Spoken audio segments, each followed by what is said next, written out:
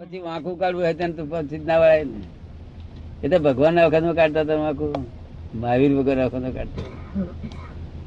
એમનો ગોશાલો એમનો પોતાનો સિંહ છે તો ફરી ગયો. શું કહ્યું? હા, એ તમે જાણો? નહીં મને ખ્યાલ નથી બહુ. ગોશાળો એમનો શિષ્ય 7 વર્ષ જોડે રહ્યો અને પછી ભગવાન ને કે છે કે ભગવાન પેલી બાજુ પાછળ આપે, પેલો પેલી બાજુ પાછળ આપે. હું મહાવીર જ છું કે છે. એને શું કરે મહાવીર? શું કરે? હા, શું કરે? તે દાડા આવા થતો તાકે બે જણ તો પણ નાખે ભાઈ એવડે. અને હોય છે એવો હોય તારે સારું ને. આ તો વિતરાગ નું વિજ્ઞાન તો કેવું છે, અમને અભિપ્રાય બાંધ્યો કે આ માણસ ખોટા છે ને આ ભૂલવાળા છે તો એ પકડ્યા. અભિપ્રાય નહીં બાંધ્યો છે બરાબર. અરે અભિપ્રાય ની દ્રષ્ટિ નહીં બગાડવી જોઈએ આપડી. હા, દ્રષ્ટિ નહીં બગાડવી જોઈએ, એ પણ બરોબર છે. આપણે એમાં પડવું જ નહીં જોઈએ. એમાં શું રહેવાનું? આ હું રહું છું, બધા કેટલા બધા મહાત્માઓ છે, જાણવું ખરો, બધાની હકીકત જાણો. કોઈની મને બાકી નથી. હું ક્યાં ભાઈ ડખો કરું? તું કઈ દુરુપયોગ નહીં કરતો ને? દુરુપયોગ કરવા જેવું જ્ઞાન નહીં. આમાં તો એક વસ્તુ સીધી છે ને દાદા, આપે કહ્યું કે ભગવાન પેલામાં તો શું ખોટું ને શું સારું એ જ નથી.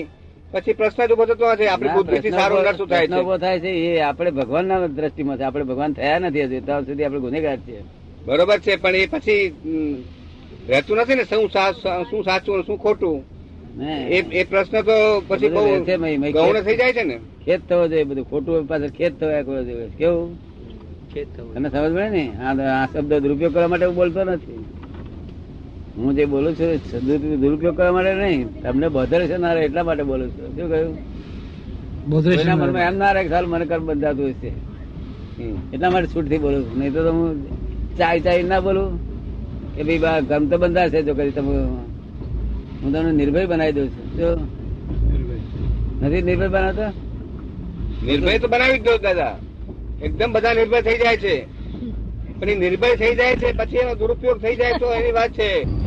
દાદા આપડે ત્યાં મહાત્માઓ જે છે એવું તો ભાગ્યે જ બીજે ક્યાંય બને કે કોઈ પણ તીર્થમાં જાય તો વિતરાગ ભાવે બધે દર્શન કરે. એવું બને ને? હા, એવું ક્યાંય નહીં, ક્યાંય દુનિયામાં ક્યાંય નથી. દુનિયામાં નથી, ક્યાંય નથી. આ બધા જો જૈનો બહેનો બધા વૈષ્ણવ બધા એક જ રંગમાં, એવું કશું ગોતગેર નહીં હોય. મેં જ કઉ છું કે અહીંયા જૈનો વૈષ્ણવમાં કે વૈષ્ણવ જૈનોમાં પણ આવું જાણે તો છે તે પેલા સાધુઓ કે છે મેન્ટલ છે આ લોકો. એમને ભેદ બુદ્ધિ ના સમજ પડી કે છે આ શું કે વૈષ્ણવ ભેદ અમે બુદ્ધિ કાઢવા માટે માંગીએ છીએ. હા, એ લોકો તો ભેદ જ રાખીને બેઠા છે એટલે એને ક્યાં સમજાય. આપણે તો આ ભેદ ની વાત કરીએ છીએ. અમે બેવ ને હરખા માનીએ.